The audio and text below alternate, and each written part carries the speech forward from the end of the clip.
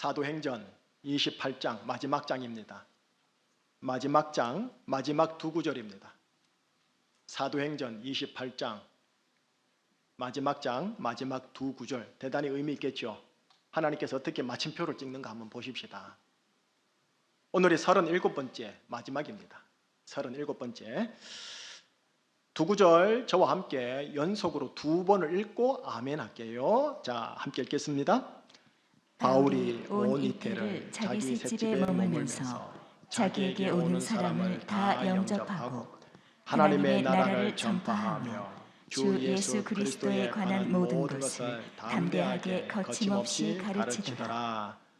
바울이 온 이태를 자기 셋집에 머물면서 자기에게 오는 사람을 다 영접하고 하나님의 나라를 전파하며 주 예수 그리스도에 관한 모든 것을 담대하게 거침없이 가르치더라. 아멘. 기도하겠습니다. 사도행전의 최종 정리 두 가지, 사도행전적 인생이라는 설교 제목을 따라 사도행전의 마지막 두 구절을 우리 성도님들과 함께 하나님의 세미한 음성의 메시지를 나누겠습니다. 성령님의 조명하심과 감화 감동하심을 허락하사 잠자는 영혼들 깨워주시는 자리 되게 하여 주시옵소서. 예수 그리스도 이름으로 기도합니다. 아멘. 사도행전 마지막 장 마지막 두 구절 함께 나누겠습니다. 이로써 사도행전 설교는 오늘로 마무리합니다. 오늘 본문 두 구절에서 시간 역순으로 따져 들어갈게요.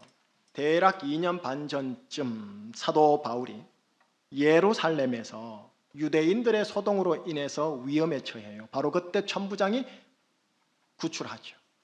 그러나 또 잠시 연금된 그날 밤에 주님께서 환상 가운데 바울을 찾아오세요. 그리고 하시는 말씀이 바울아, 네가 지금 이곳 예루살렘에서 나의 일을 증언한 것 같이 로마에 가서도 나의 일을 증언해야 할 것이다 하고 사도행전 23장에서 말씀하셨고 2년 반 전 사건이에요.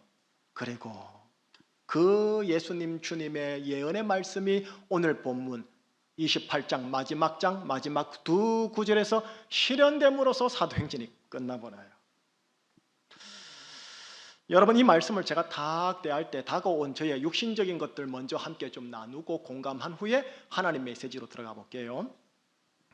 저 개인적으로 제가 살아온 인생사에서 저희 뒤에서 역사하시는 하나님의 그 주권적 섭리를 저 신뢰합니다. 또 신뢰하려고 합니다. 그럼에도 불구하고 제가 사고하고 제가 생각하고 제가 계획하는 소위 인간의 사고와 생각과 다르게 역사하시는 하나님의 주권적 섭리의 사건들로 인해서 곤혹스러울 때가 더러더러 있어 왔고 아마도 더러더러 있을 겁니다. 하나님 아버지께서는 뭐 하시나 참 답답하네 참, 요 느낌 아시죠? 이런 느낌, 이런 생각이 올라오는 경우, 올라오는 사건들이 저에게도 있지만 실은요, 이 자리에 계신 여러분 모두에게 저마다 다 있어요. 오늘 본문 속 바울의 처지를 탁 하고 쳐다보면서 설교 메시지를 준비하려니까 제 육신의 눈에는 바로 이 바울의 처지가 지금 제가 말했던 처지랑 똑같네라는 게 확 먼저 다가와서요. 오늘 본문 두 구절에 바울의 처지, 두 입장이 지금 함축되어 있는데 한번 나눠볼게요. 우선 첫 번째 바울의 처지 첫 번째예요. 분명히 2년 반 전이에요. 주님이 말씀하셨거든요. 나타나셔서 네가 로마에서도 나의 일을 증언하여야 하리라 하고요. 바울이 그걸 들었단 말이에요. 그럼 바울은 이렇게 생각할 거 아닙니까? 아, 그래, 내가 로마 시민권자니까 자유롭게 로마에 들어가서 로마 거리를 자유롭게 활보하는 가운데 마음껏 주님의 일을 증언하겠구나. 아, 이렇게 생각할 법 아닙니까? 그런데 지금 보세요. 자유가 박탈당한 상태, 전문 용어로 미결수로 와서 지금 가택 연금되어 있는 처지라는 거예요. 본문 속 30절에 자기 셋집이라는 이 말은 뭐냐면 자기 소유의 집이란 말이 아니고 확정 판결 받을 때까지 본인이 연금되어 있을 장소를 본인의 돈을 지불해서 구하여 거기에 갇혀 있는 집을 말해요. 오늘날로 말하면 구치소 들어갔는데 렌트비 내고 식대비 지가 내야 된다는 소리예요. 시민권자인이 자유롭게 로마 거리를 다니면서 주님의 일을 증언하면 참 좋은데, 그게 효율적이고 효과적일 텐데, 로마에 들어와서는 자유롭게 다니지 못하고 집안에 꼼짝없이 갇혀있는 이 처지 한번 보세요. 네가 로마에 가리라. 주님이 그리 하셨으면 제대로 돌아다니게 해주시던가 말입니다. 자기 셋집에 갇혀 있으면서 자기에게 오는 사람 한 명일지 둘일지 열일지 몰라요. 그 사람에게나 하나님 나라 전하고 주 예수 그리스도에 관한 것을 가르쳤으니 아주 제한된 증언 역할을 한 경우에요. 하나님의 일하심 보세요. 얼마나 답답합니까? 제 눈에 이게 먼저 보이더라는 거예요. 제 눈에. 육신이 제 눈에요. 제 눈에. 이게 첫 번째 처지예요. 바울의 두 번째 처지 한번 들어보세요. 자, 한 발 양보할게요. 제가 한 발 양보해서 미결수로 온 거 뭐 어쩔 수 없다 손 칩시다. 그렇더라도 하나님께서 조금 신속하게 바울의 억울함을 법정에서 무효로 선고하고 또 그렇게 선고로 내리게 하셔서 바울의 명예도 회복시키시고 바울의 시민권도 회복시키셔서 이를 간증을 가지고 주님의 일을 멋지게 증언하게 하면 좋은데, 이태 동안 그는 미결수로 꼼짝없이 갇혀있는 처지가 되어 있어요. 이태 2년이란 말이에요. 2년. 재판 판결이 차일피일 미뤄지고 있으니 제 입에서 뭐가 나오느냐? 재판관은 뭐하나? 이곳에 보낸 하나님은 뭐하시노? 매우 답답한 경우 아닙니까? 뿐만 아닙니다. 그가 예루살렘에서 로마로 오기 전에 요 중간 지점인 가이사라 빌립보라는 도시에 잠시 구금된 적이 있었어요. 그가 그곳에서 벨리스 총독 각하와 베스도 총독 각하를 만났거든요. 그 중에 이 벨리스 총독 각하가 이 돈 요구하면서 법정 재판을 차일피일 미루므로 인해 결과적으로 2년을 거기서 연금되어 허송세월을 해버렸어요. 거기서도 2년 허송세월, 지금 여기 들어와서도 2년 동안 허송세월, 억울함이 구금되어서 쉽사리 풀어지지 않는 거예요. 네가 로마에서 나의 일을 증언하리라 하신 주님의 말씀이 끝났으면 말씀 끝나자마자 하나님의 말씀대로 착착착 속속 빨리 이루어질 줄 알았는데 웬걸 현실에서는 로마로 가야 하는 여정이 2년간 툭 중간에서 막혀버리질 않나. 또 우여곡절 끝에 온 로마에서는 자유시민권자금만 그것도 하나도 못 누리면서 2년간 마음껏 집 밖으로 한 발자국도 나가보지 못하는 처지가 돼버린 거예요. 하나님 아버지 뭐하시노? 싶을 정도로 억울하고 답답한 경우 아닙니까? 여러분 제 눈에는 이게 보이더라니까요. 바로 메시지를 준비하는데 사도행전이라는 하나님의 말씀은 바울의 이러한 두 처지를 보여주면서 끝나버려요. 좀 삐딱하게 제가 표현하면 이게 뭐야 싶은 허탈감, 허탈한 상황으로 끝나는 게 사도행전이에요. 자, 여기까지는 여러분 말씀으로 들어가기 위하여 저희의 육신을 제가 적극 활용해서 말씀을 본 거예요. 이해되시죠? 그리고 공감되죠? 이제 한꺼풀 벗길게요. 저희의 육신의 판단 말고 이 속에 담겨있는 아버지 메시지 세미한 음성 들어야 되지 않겠습니까? 여러분 성경 속 인물들은 내 인생의 거울이 된답니다. 바울을 보고 있느라면 내가 보이고 보여야 돼요. 우리가 보이고 보여야 돼요.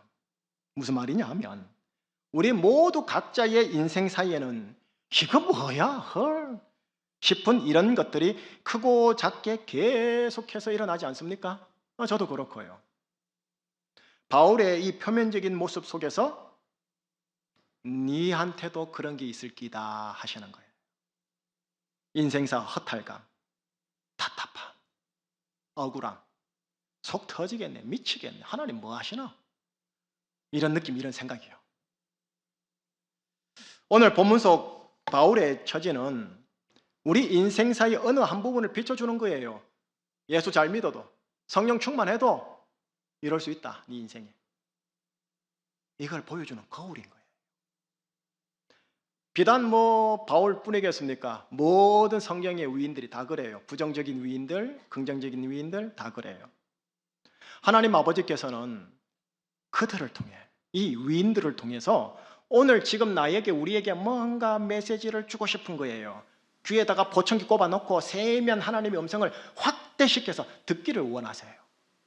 자, 그러면 오늘 본문 속 바울을 통한 나를 향한 하나님의 세면 음성으로서의 메시지가 뭐냐라는 거죠. 그거 못 듣고 가면 안 돼요. 여기까지 왔는데. 이제부터 진짜 하나님 메시지 나눌 테니까 세상 것 살짝 좀 내려놓으시고 심령의 가난함으로 한번 들어봐 주십사 싶은 거예요. 제가 보기에는 오늘 본문 안에 나를 향하신 하나님의 세미한 음성으로서의 메시지가 두 가지가 녹아져 있어요. 찾아봅니다. 첫 번째는 30절이에요. 자막을 보시면서 한번 읽어주시겠습니까? 바울이 온 이태를 자기 셋집에 머물면서 자기에게 오는 사람을 다 영접하고. 여러분들에게 떠먹여 드리려고요, 제가 일부러 색칠까지 했어요. 더 영접하고 밑줄 쫙. 여러분, 저 단어가 지금 나에게 주시는 하나님의 세미한 음성으로서의 첫 번째 메시지예요. 귀 기울이지 않으면 안 들려요. 보청기 끼고 확장해서 들으셔야 돼요. 바울은 지금 가택연금 상황입니다. 셋집에 거합니다. 그 셋집에 오는 모든 사람들을 다 영접하고라고 되어 있습니다. 좋은 사람이 오든 나쁜 사람이 오든 어떻게 해요? 다 영접하고라고 되어 있죠. 조금 더 확장해 볼게요. 좋은 경우가 오든 나쁜 경우가 오든 좋은 처함이 오든 나쁜 처함이 오든 다 영접하고라고 되어 있어요. 영접하다, 다른 말로요, 환영하다예요. 웰컴이에요. 좋은 상황, 나쁜 상황, 좋은 처지, 나쁜 처지 다 환영하다 이거예요. 자, 일진 아이들의 용어로 해볼게요. 일진 아이들이 싸움 직전 하는 말 있죠. 다 들어와, 다 들어와. 이런 자세인 거예요. 이런 자세. 쫄리긴 하죠, 속으로는. 좋은 사람, 좋은 경우, 좋은 상황은 아마도 극진히 영접했을 거고요. 나쁜 사람, 나쁜 경우, 나쁜 상황은 환영한다. 일단 다 들어와, 다. 라고 받아내려고 했을 거예요. 누가? 바울이. 왜요? 이유가 있어요. 지금 바울 자신의 처지가 이성적으로 이해 안 되죠. 감성적으로 쉽지 않죠. 그래서 하나님은 뭐 하시나 싶은 느낌인 것은 확실하지만 하나님의 주권적 섭리 하에 지금 나에게 허락된 것이라는 믿음으로 생각하고 이 모든 것들을 받아내고 있으니까요. 그러니 좋은 것이든 나쁜 것이든 웰컴, 다 들어와, 다 이라고 있는 거예요. 다 영접하더라, 다 환영하더라, 다 들어와, 다. 여러분, 이것이 지금 나에게 주시는 세미한 하나님의 음성으로서의 첫 번째 메시지예요. 다 영접하더라, 다 환영하더라, 다 들어와, 다. 자, 계속 나갑니다. 두 번째는 31절에 녹아져 있어요. 역시 이번에 같이 읽어주세요. 나르테 지소님이랑. 자, 함께요.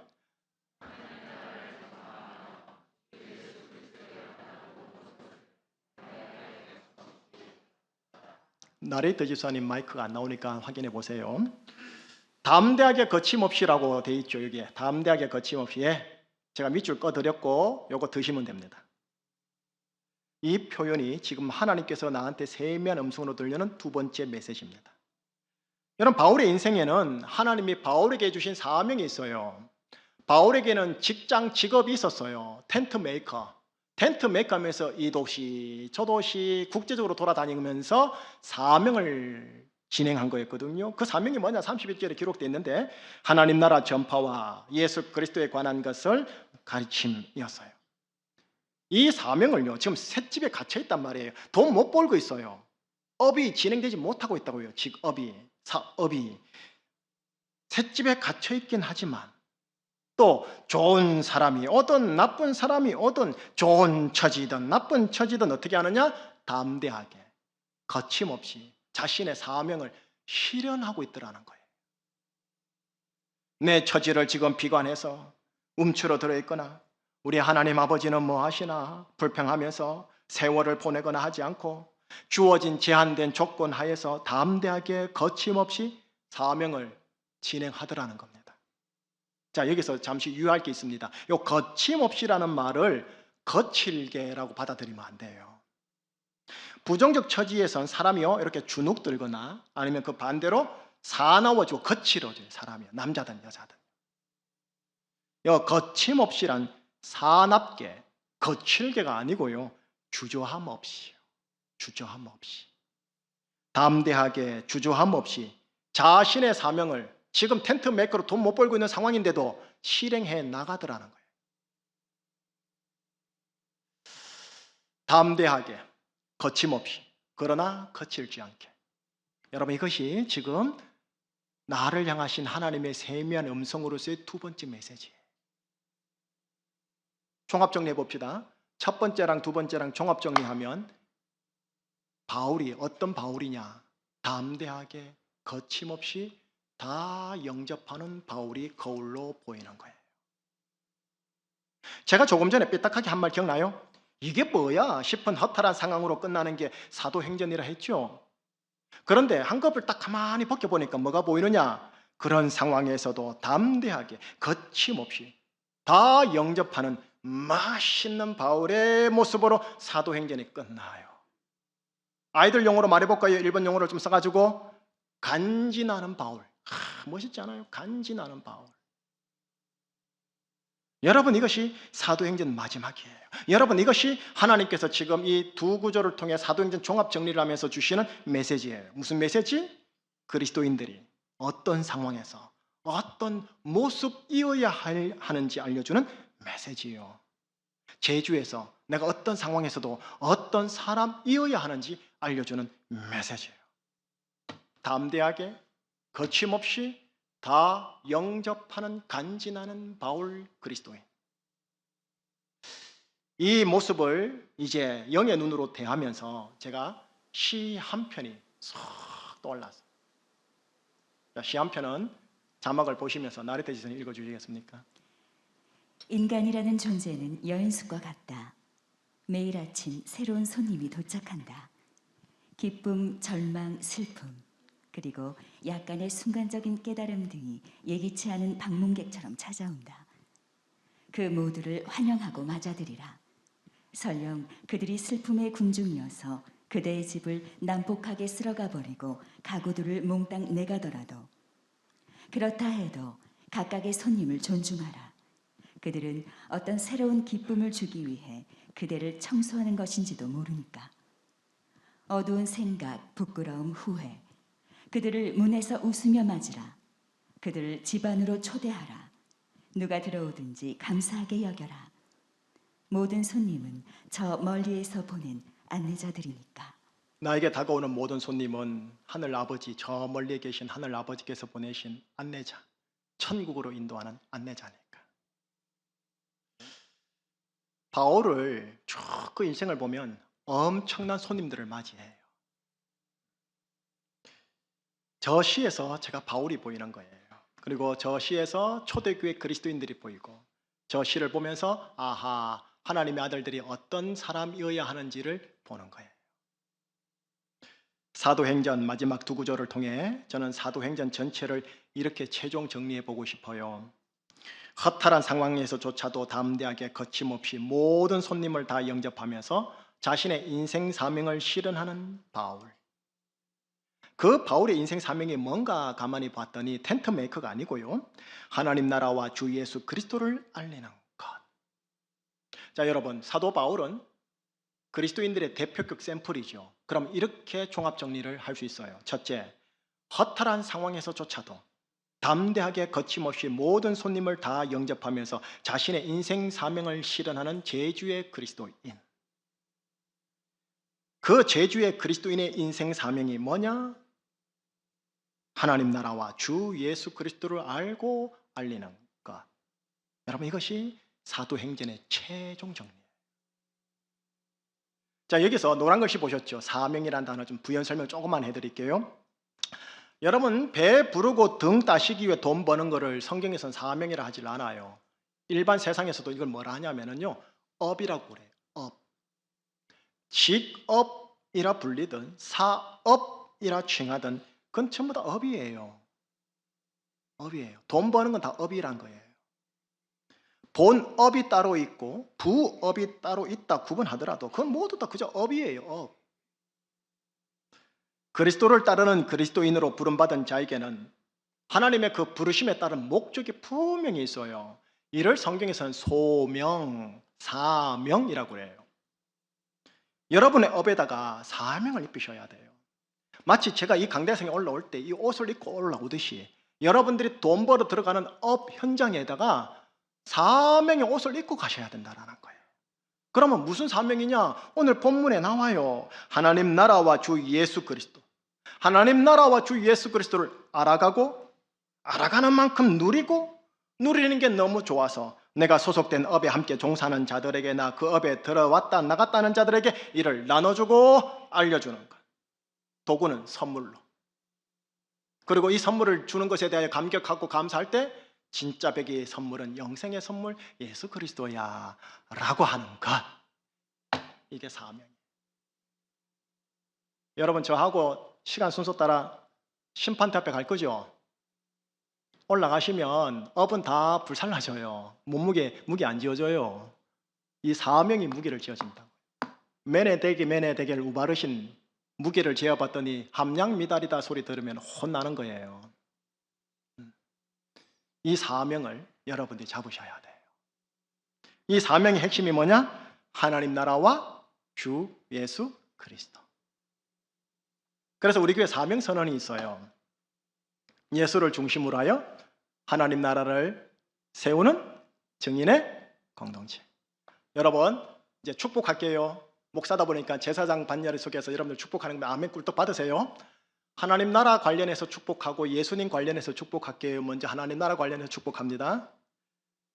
초막이나 궁궐이나 그 어디에 거주하나 여러분의 인생이 하나님 나라이시길 주님 이름으로 축복합니다. 정말입니다. 물론 궁궐이면 좋겠지만 초막이라도 하나님 나라 가능합니다. 또한 부자나 빈자나 부하든 빈하든 여러분의 심령과 정서와 관계가 하나님 나라이길 주님 이름으로 축복합니다. 그리고 나서 진짜 천국 가는 거예요. 이거 알고 이거 누려야 될 거 아닙니까? 누려야 참 좋은 거 알고 다른 사람 나눌 거 아닙니까? 그 선물로. 자, 두 번째, 예수님과 관련된 거예요. 어떤 장소, 어떤 상황, 어떤 관계에 있든 주 예수 그리스도의 형상을 점점 닮아가므로 주 예수 그리스도의 성품과 의지와 감정이 여러분의 성품과 의지와 감정이 되셔서 그 모든 장소와 상황과 관계에서 그리스도의 향기, 내 향기 말고 그리스도의 향기를 드러내시기를 주님 이름으로 축복합니다. 이 그리스도를 알고 그리스도를 누리셔야지요. 그래 그리스도를 전하지요. 이게 사명이에요. 업만 진행하다가 죽지 마시기를 바라는 거예요. 설교를 마무리해야겠습니다. 형제 한 분의 이야기로 마무리할게요. 미결수로 구치소에 수감되어 있는 한 형제를 제가 면회하고 온 적이 있었어요. 이 형제가 잘못이 없는 경우는 아니지만 상대방과 상대방의 증인들이 모의를 하고 일관된 진술로 나와 검찰로부터 구형을 크게 받았어요. 하나님 보시기에 나름 잘 살아보겠노라 했던 전체 생애가 한순간에 무너졌어요.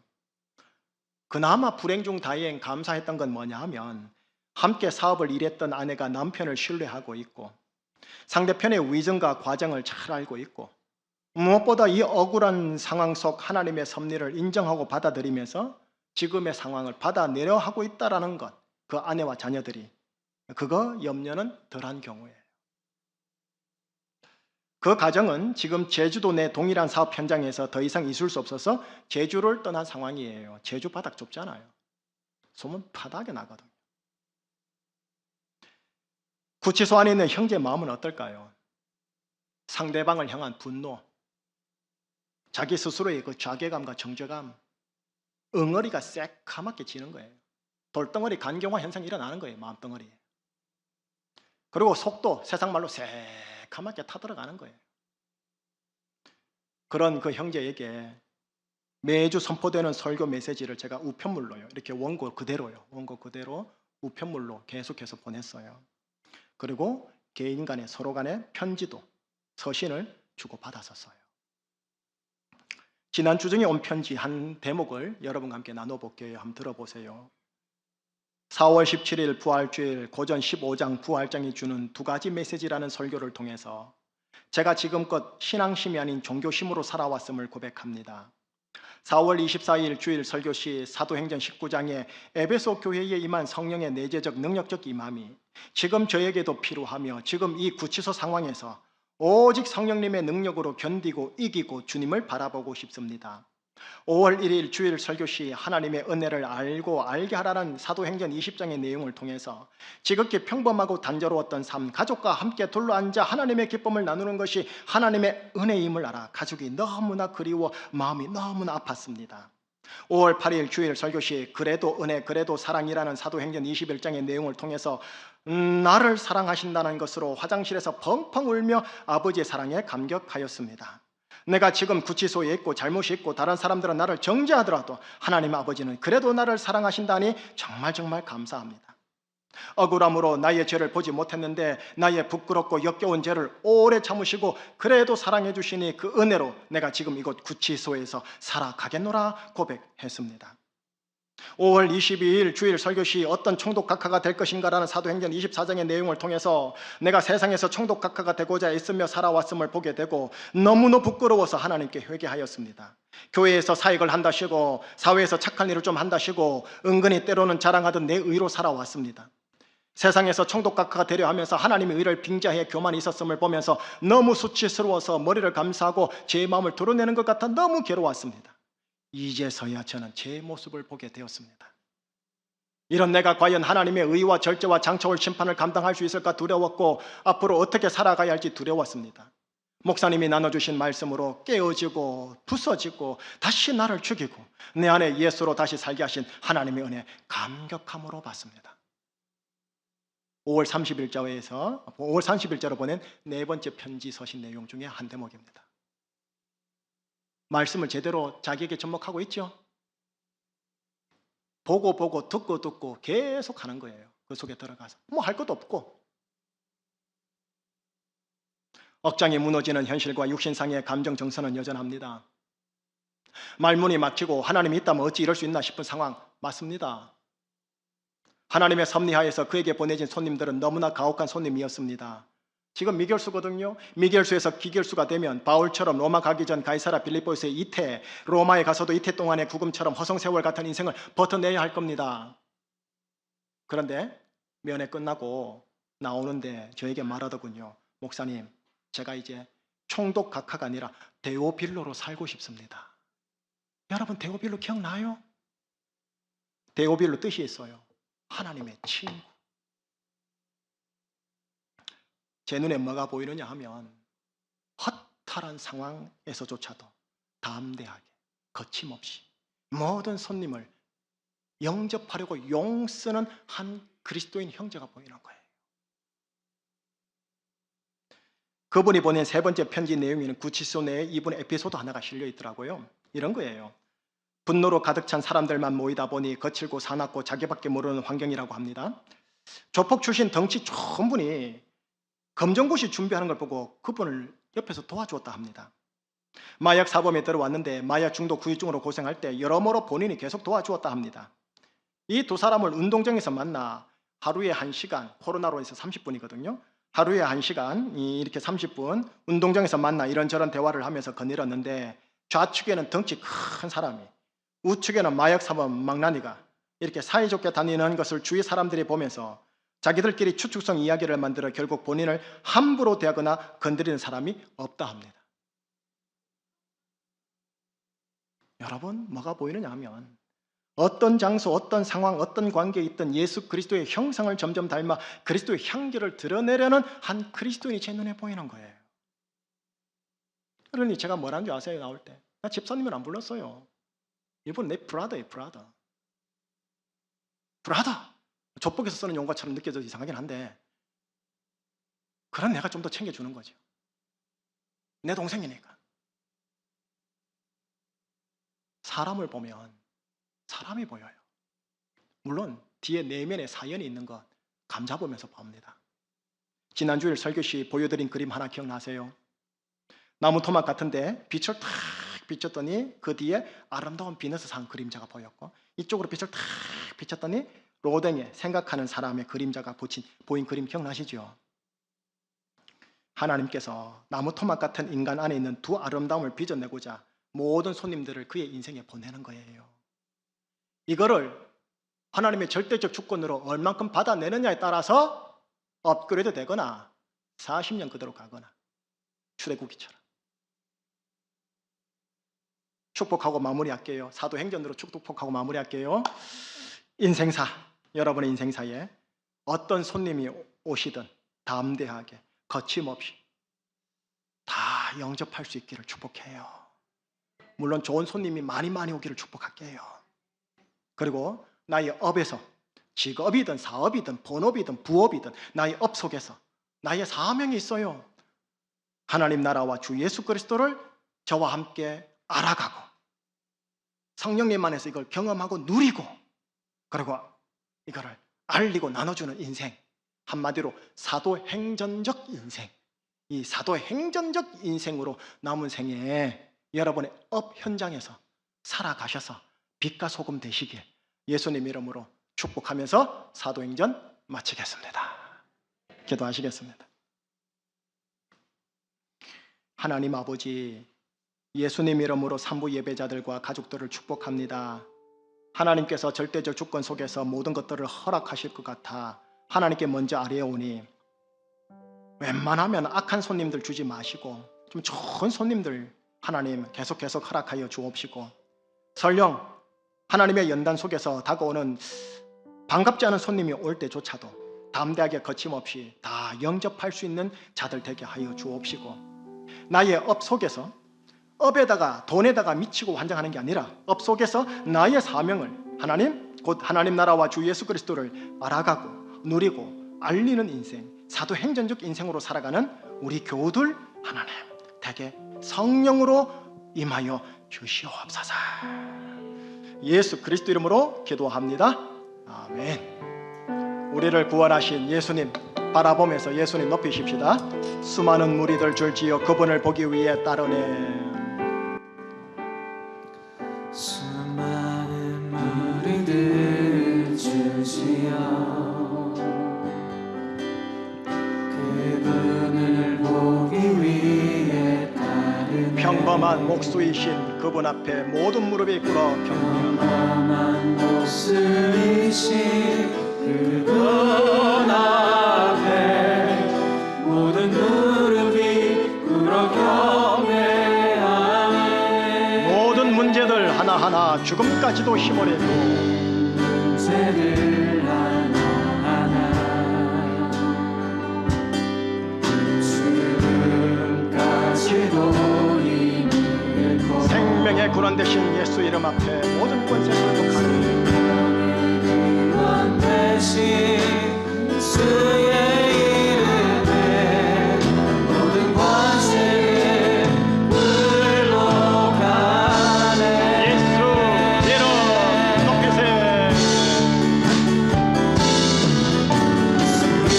높이세.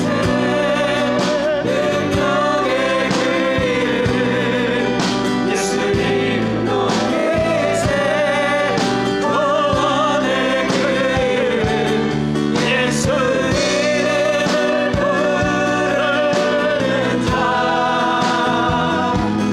예수 이름을 믿는 자 예수 이름 앞에 나오는 자 복이 있도다. 나의 계획이 실패하고 나의 계획이 실패 나의 소망이 끊어질 때 나의 소망이 끊어질 때 삶의 주관자 되신 그분 앞에 삶의 주관자 내 대신 나의 무릎을 꿇어 경배하네. 나의 무릎을 꿇어 경배하네. 나의 삶을 그분께 맡길 때 비로소 나의 마음 평안해.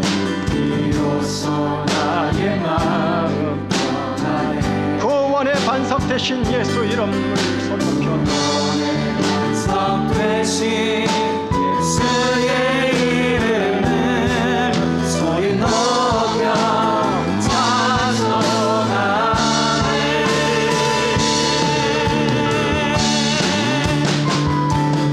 예수 이름 높이세. 능력의 그 이름. 예수 이름 높이세. 구원의 그 이름.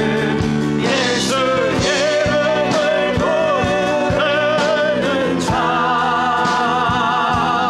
예수 이름을 믿는 자. 예수 이름 앞에 나오는 자. 복이 있도다. 예수 이름 높이세. 이름 높이세. 능력의 그 이름. 예수 이름 높이세. 구원의 그 이름. 예수 이름을 부르는 자. 예수 이름을 믿는 자. 예수 이름 앞에 나오는 자. 복이 있도다.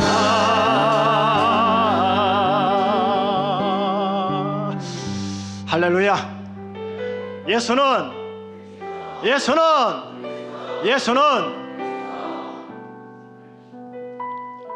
거칠게 예수 믿지 말고 강단 있게 예수 믿으십시다.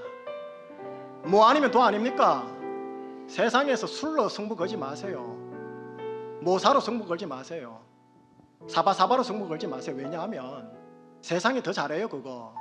그걸로 경쟁하지 마시라고요. 하나님의 이름으로 승부 거세요. 뭐 아니면 돕니다. 뭐 아니면 도예요. 세상 세상 방법으로 해봐야 여러 번 피곤합니다. 이왕 예수 믿는데 예수 하면서 가자고요. 예. 그리고 말씀 들을 때 하나님 말씀하여 주옵소서 들은 거 나가시면 분명하게 유산될 가능성이 많아요. 그거를 계속 챙기세요. 듣고 또 오죽하면 제가 제 설교를 계속 듣겠어요. 여러분들 바벨 현장제 나갈 거예요. 사도행전적 삶을 살아야 돼요. 예수 이름 높이십시다. 예수 이름을 믿으십시다. 예수 이름 부르십시다. 꼭 금요 기도회 주일 예배 새벽 영만 아니고 오다 가다 예배당 들어와서 기도하고 가셔요. 찬양하며 가세요.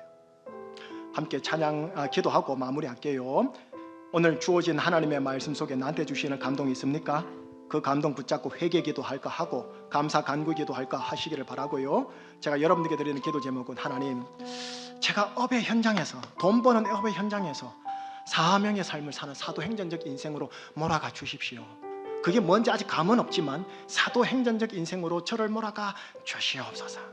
어떤 손님이 오든 제가 받아낼 수 있고 다 들어오라고 할 수 있는 수준이 되게 저 붙잡아 주시옵소서. 하나님 나라와 예수 그리스도를 알아가고 경험하고 누리게 하여 주시옵소서. 이를 위하여 성령 하나님 오시옵소서. 여러분 아버지에게 여러분이 직접 한번 기도하시겠습니다. 기도하시겠습니다. 하나님 아버지, 하나님의 사람들과 함께 기도하며 나아갑니다. 성도들을 주님의 이름으로 축복합니다. 인생사 어떤 일이 오든 아무리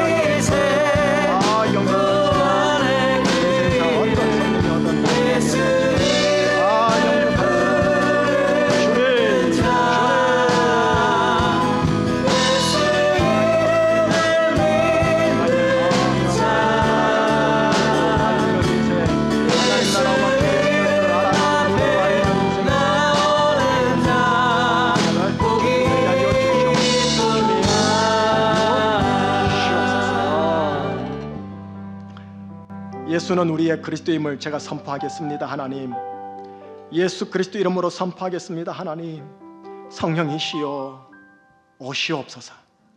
오소서. 성령 하나님, 이미 이곳에 내주하고 계시지만 강력한 불로 오시고 강력한 생수로 오셔서 태우실 것 태우시고 시키실 것 시키시는 성령의 역사 허락하여 주시옵소서.